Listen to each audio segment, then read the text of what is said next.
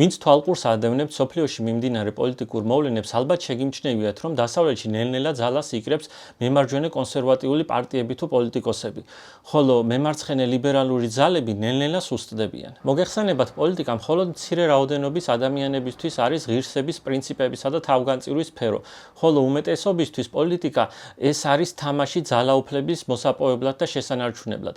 შესაბამისად, იმის გათვალისწინებით, რომ ნელ-ნელა კონსერვატიული ძალების მიმართ ინტერესი იზრდება, ცოტანი არიან რეალურად კონსერვატორი მემარჯვენეები, ხოლო უმრავლესობა ამას იბრალებს. ასევე ფართო საზოგადოებაში გავრცელებული მეინსტრიმ აზრია, რომ თითქოს მემარჯვენე კონსერვატიული პარტიები აპრიორი პრორუსულ ძალებს წარმოადგენენ, რაც ასე ნამდვილად არ არის.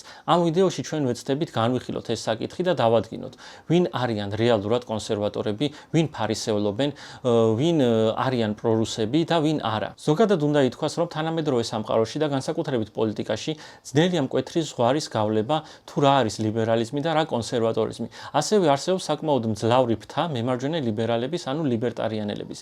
ის, რაც მე-19 საუკუნის ბოლოს და მე-20 საუკუნის დასაწყისში ითვლებოდა ლიბერალიზმად, მკვეთრად ტრანსფორმირდა და დღესდღეობით შეიძლება ითქვას, რომ სწორედ მემარჯვენე ლიბერალები წარმოადგენენ იმ კლასიკური ლიბერალიზმის გაგრძელებას. მოდით ჩვენც რომ არ ავიხლართოთ ამ ლაბირინთებში, აქცენტი გავაკეთოთ მხოლოდ სამ საკითხზე, რაც კონსერვატორებს და ზოგ შემთხვევაში მემარჯვენე ლიბერალებს, ანუ ლიბერტარიანელებს განასხვავებს ლიბერალებისაგან. ეს საკითხები არის ეგრეთ წოდებული LGBT პროპაგანდა, ასევე მიგრანტების საკითხი. ხოლო ის, რაც პრორუსებს განასხვავებს არაპრორუსებისგან, ეს არის უკრაინის დახმარების საკითხი. ქართველებისთვის ყველაზე ცნობილი კონსერვატორი ლიდერი ალბათ ვიქტორ ორბანი გახლავთ, რომელიც ერთის მხრივ მკაცრია მიგრანტების პოლიტიკასთან, ასევე LGBT პროპაგანდასთან, ხოლო მეორე მხრივ პარალელურად არის უკრაინის დახმარების წინააღმდეგი და ხშირ შემთხვევაში ბლოკავს ევროკავშირის სხვადასხვა გადაწყვეტილებებს. თუმცა ცოტამ თუ იცის, რომ ორბანი თავისი პოლიტიკური კარიერის დასაწყისში 1988-94 წლებში პოზიციონირებდა როგორც ლიბერალი პოლიტიკოსი, ხოლო 1994 წელს არჩევნებში დამარცხების შემდეგ ნელ-ნელა ტრანსფორმირდა და მემარჯვენე კონსერვატორად ჩამოყალიბდა, რადგან დაინახა, რომ სწორედ ეს დაეხმარებოდა ელექტორატის მოზიდვაში. შემთხვევით ქართულ ოცნებას ხომ არ გაგონებთ და რამდენად ქმედითია ფარისევლური კონსერვატორობა, მოდით ახლა ამაზე ვისაუბროთ. 2025 წელს უნგრეთი ევროკავშირის ყველაზე ღარიბ ქვეყანად იქცა. სახელმწიფო ჩაფლულია კორუფციაში, ხოლო ასევე წელს მოწყობილი LGBT მარშმა რაოდენობის რეკორდი მოხსნა და 200,000 ადამიანს გადააჭარბა. რა თქმა უნდა, მათი უმრავლესობა სწორედ ორბანის მმართველობის წინააღმდეგ გამოვიდა და არა რაიმე იდეოლოგიის მხარდასაჭერად.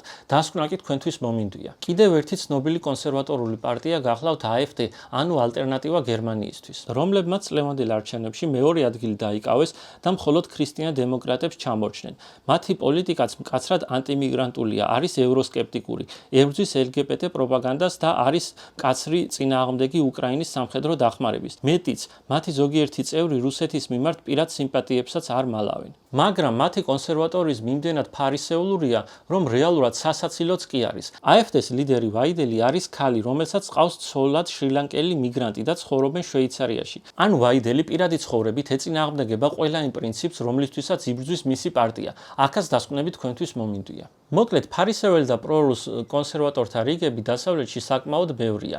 მასში შედიან ფრანგი მარინ ლე-პენი, სლოვაკი რობერტ ფიცო და ასე შემდეგ. და მათ შორის ჩვენი ქართული ოცნება ბიძინა ივანიშვილის თამადობით. ახლა კი ვისაუბროთ არაპრორუს დასავლელ კონსერვატორ ლიდერებზე. რადგან წეღან უკვე ვახსენე გერმანული პარტია AfD და მისი ლიდერი ვაიდელი, მოდით ახლაც გავაგრძელოთ საუბარი გერმანიაზე და ვახსენოთ ქრისტიან-დემოკრატიული პარტიის ლიდერი გერმანიის ახალი კანცლერი ფრიდრიხ მერცი. გერმანიის 2025 წლის ფედერალურ არჩევნებში ქრისტიან-დემოკრატიულმა პარტიამ მოიპოვა ხმების ყველაზე დიდი რაოდენობა და გერმანიის კანცლერი გახდა ფრიდრიხ მერცი. მერცს AfD-ს ლიდერისგან განსხვავებით ჰყავს ტრადიციული ოჯახი, ცოლი და სამი შვილი. ასევე ორბანისგან განსხვავებით მერცი მთელი პოლიტიკური კარიერის განმავლობაში მემარჯვენე კონსერვატიულ ფრთას წარმოადგენდა. ფრიდრიხ მერცი არის მიგრაციის მკაცრი პოლიტიკის მომხრე, მან კანცლერად გახდომის შემდგომ გერმანიაში საგანგებო მდგომარეობა გამოაცხადა მიგრანტთა ზრდის კუთხით. იგი არის ინტეგრაცია ვალდებულებებით და არა მხოლოდ უფლებებით პრინციპის მომხრე. მისი ცნობილი სიტყვებია: ინტეგრაცია ნიშნავს არა მხოლოდ მონაწილეობას, არამედ ვალდებულებებს. რამდენიმე დღის წინ ფრიდრიხ მერცმა მხარი დაუჭირა ინიციატივას, რომ ბუნდესტაგის შენობაზე პრაიდის დროშა არ აღიმართება და განაცხადა, რომ ბუნდესტაგი არ არის ცირკი, სადაც დროშებს სრულისამებრ აღმართავენ. ხოლო პრორუსი ფსევდოკონსერვატორებისაგან განსხვავებით, მერცი არათუ უკრაინის სამხედრო დახმარების მომხრეა, არამედ აფართოებს კიდეც მას. მერცი როგორც არჩევნებამდე, ასევე არჩევნების შემდგომ აცხადებს, რომ უკრაინას გადასცემს შორ მანძილზე მოქმედ ფრთოსან რაკეტა ტაურუს, რომლის წინააღმდეგიც იყო სოციალ-დემოკრატიული პარტიის ლიდერი და გერმანიის ყოფილი კანცლერი ოლაფ შოლცი. კიდევ ერთი დასავლელი კონსერვატორი ლიდერის ნათელი მაგალითია პოლონეთის პრეზიდენტი ანჯეი დუდა. დუდა მიგრანტებთან მიმართებაში მკაცრი პოლიტიკის მომხრეა, ხოლო რაც შეეხება LGBT-ს საკითხს, იგი ალბათ ყველაზე მკაცრი ლიდერია ამ მიმართულებითაც. პოლონეთში კონსტიტუცია განსაზღვრავს ქორწინებას როგორც მეუღლეთა კავშირს მამაკაცსა და ქალს შორის. 2022 წელს პოლონეთის პარლამენტმა დაამტკიცა კანონი, რომელიც საგანმანათლებლო სივრცეში მკაცრად აკონტროლებს LGBT საკითხების შესწავლას. თავად ანჯეი დუდა გამოირჩევა თავისი მკვეთრი ფრაზებით. მაგალითად, მას ეკუთვნის გამონათქვამები: LGBT არ არის თემი, ეს არის იდეოლოგია.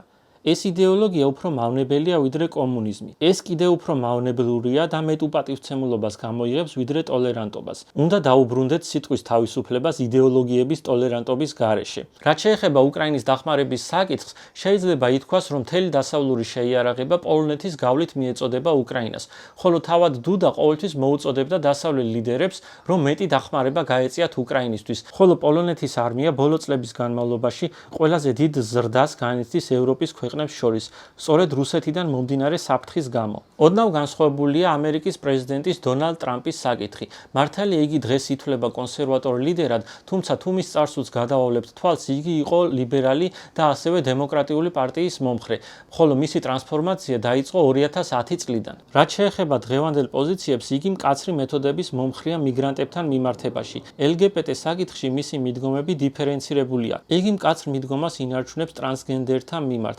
ხოლო ხშირად უთქვამს, რომ მას არ აქვს პრობლემა გეებთან მიმართებაში.